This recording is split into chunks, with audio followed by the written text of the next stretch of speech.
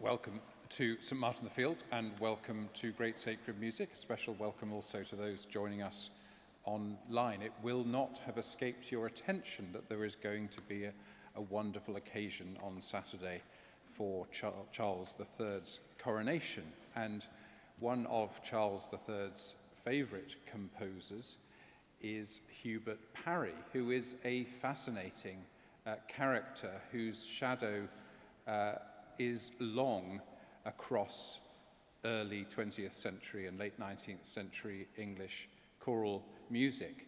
He's really got his fingers on pretty much everything when you recognise that he was the long-standing head of the Royal College of Music, where he trained Vaughan Williams, Holst, Bridge and Ireland.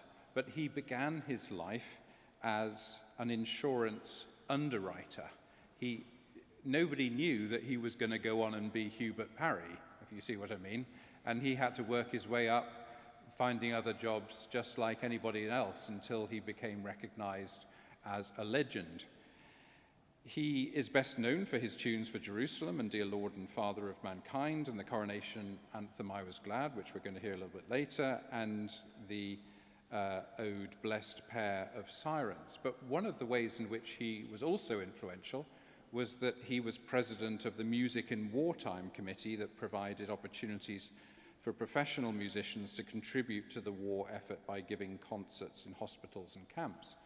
But it was a complex role for him because he was a Germanophile, and the outbreak of the First World War was a catastrophe for people like Hubert Parry, who saw Germany and Britain as really being one culture that enriched each other. And his life, in so many ways, is an insight into Edwardian Britain on lots of levels.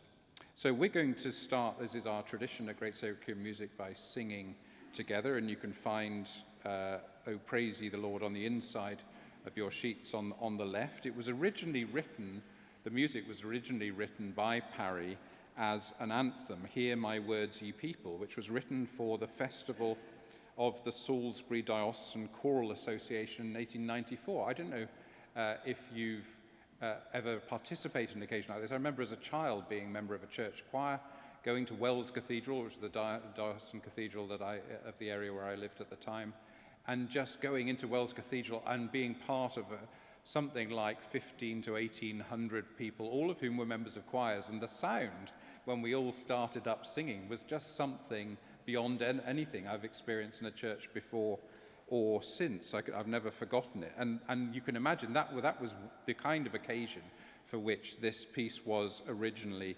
written. And the intention was that the many parish choirs involved in the festival could quickly learn this section of the piece while the soloists and cathedral choirs sang the rest. And another doyen of late 19th century hymnody, Sir Henry Williams Baker, who was the force behind the publication of Hymns Ancient and Modern in 1861 and its subsequent reprintings and appendices and additions and so on, was the person who actually wrote it sort of feels like the words for this hymn have been there since the Bible, which they have in a way because it's a setting of Psalm 150.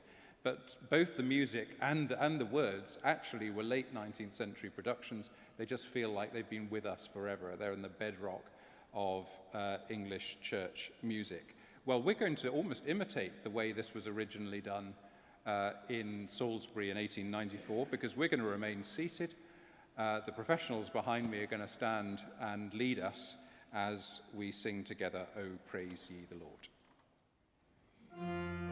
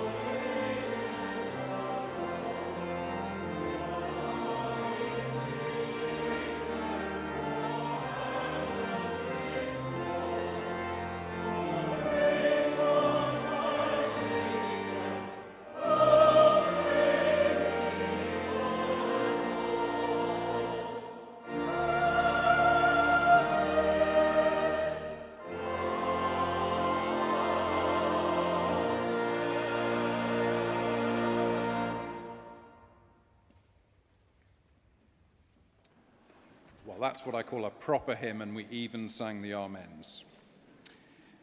If you go to the southern tip of the Isle of Wight and walk up in a northwesterly direction towards the Needles, eventually you'll find yourself in precisely the spot where Alfred Lord Tennyson wrote his poem Crossing the Bar, and you can find a needle of its own, a landmark that marks the place.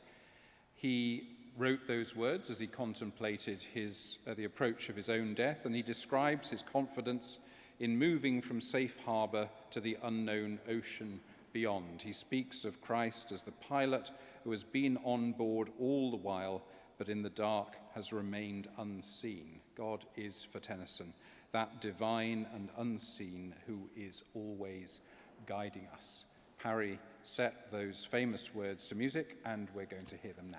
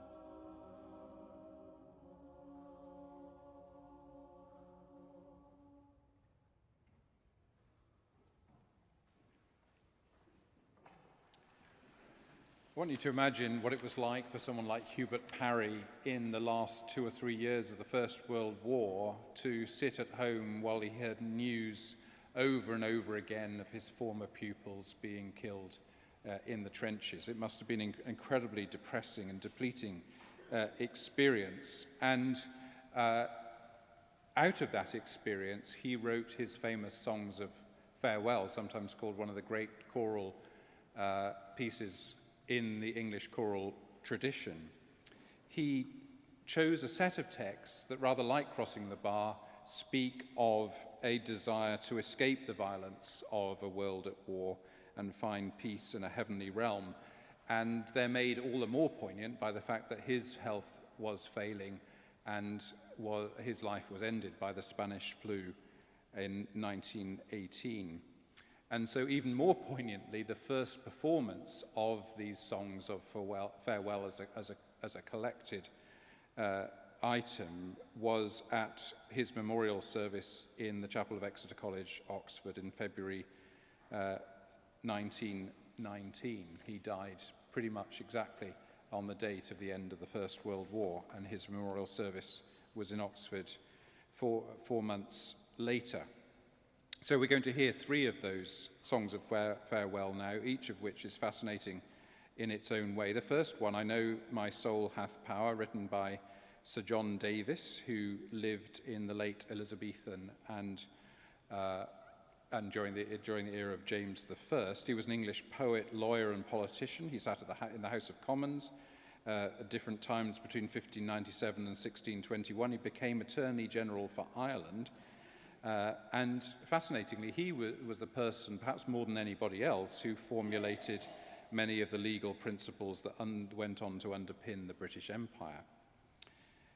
He had a very complex marriage. He had a very talented wife who was a prolific author, but she was also a person who foresaw events in the future. 3 years before he died, she told him what was going to be the date of his own death, and started dressing in mourning appropriately to prepare for his own death. And sure enough, he died on the very day that she predicted, of apoplexy. So the best description for which is seriously creepy. So that's I Know My Soul Hath Power. So lots of texture to that piece. And then we're going to hear Never Weather-Beaten Sail. Parry had a love of English Renaissance madrigals and part songs that you can hear in the background of this setting of Thomas Campion's poem. Campion was an early 17th century poet, composer, and physician whose poem contrasts the weariness of his earthly body with the glories of the coming heaven, whose glory outshines the sun. In a sense, this is almost the definitive one of the songs of farewell that sums up the themes of all of them. And then we've got a bonus one, which we haven't listed on the programme, but we're also going to hear There Is an Old Belief, written by another fascinating, the original text, written by another fascinating person, John Lockhart, whose 7-stanza poem we just have the last 3 verses of in Parry's setting. What was interesting about John Lockhart? Well, he was a polymath who went to Oxford as an undergraduate at the age of 14, taught himself 4 different European languages, and I think, to be fair, never quite found the niche in life that his talents deserved. But what he's best remembered for, apart from this poem, which of course he never knew that Parry later set, is his 7-volume life of Sir Walter Scott. Can you imagine that? 7-volume life, much admired, but possibly little read. He had an inside track because Sir Walter Scott was actually his father-in-law. Let's enjoy these 3 classic songs of farewell together now. In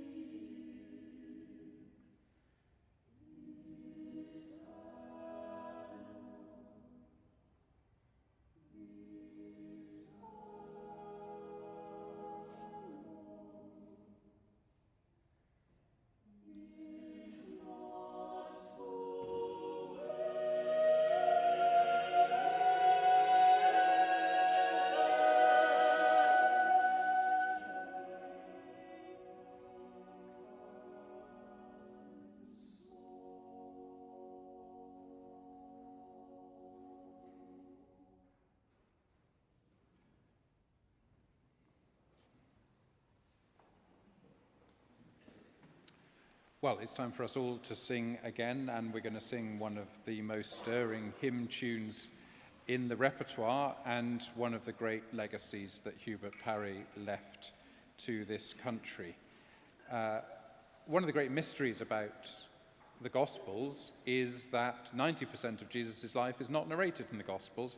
We don't know what happened from when he was an infant to when he emerged on the scene for his baptism by John the Baptist. Obviously, nature abhors a vacuum, and people have filled that not knowing with all sorts of stories. And one of the great stories, apocryphal stories, is that a young Jesus, accompanied by Joseph of Arimathea, who, as you may know, was an accomplished tin merchant, not much about that in the Bible, but who cares, travelled to what is now England and visited Glastonbury in his unknown years. So, based on that myth, William Blake wrote a poem wrote a poem in the preface to his epic Milton, a poem, and he, as I'm sure everybody here is familiar with, starts with these four great rhetorical questions, the first of which is, "And did those feet in ancient time?"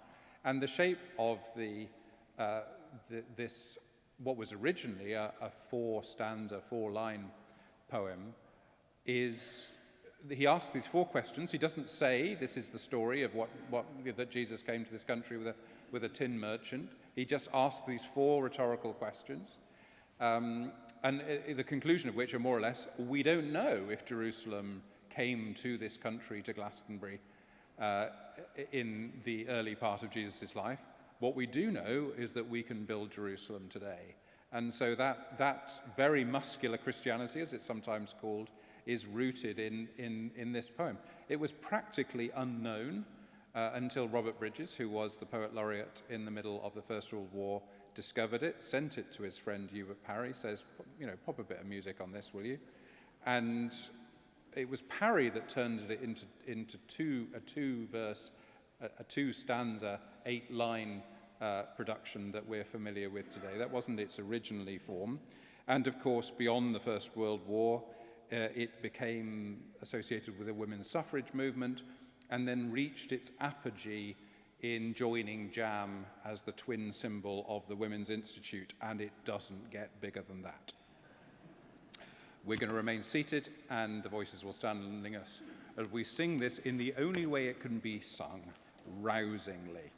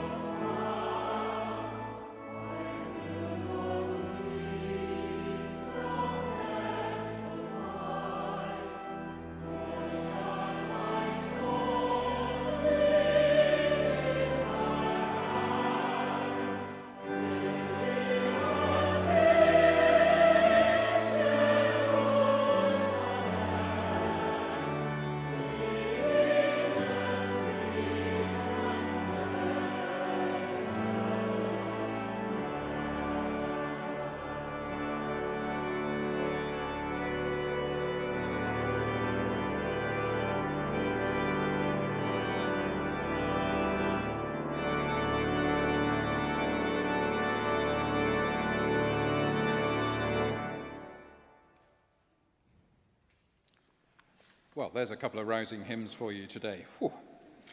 I hope you've enjoyed yourself. We're coming towards the end of Great Sacred Music for this week. If you have enjoyed yourself, there's an opportunity to make a cash donation as you leave, or if you do online, then there's all sorts of ways, including a wonderful QR code on the back of your handouts. And if you're online, it's just the online stuff for you. It won't surprise you to know that for Choral Classics on Sunday at 3:15, and again for next week's Great Sacred Music, we're staying with the royal theme, so do join us for either of those if you can.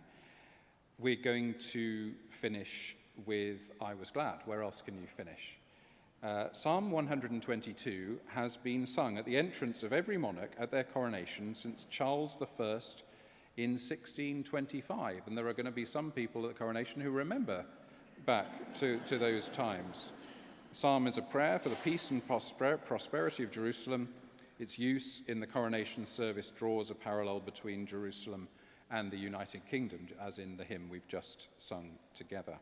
The most famous setting is the one we're about to hear, first performed at the coronation of Edward VII in 1902, and the well-known introduction was added for the coronation of George V in 1911.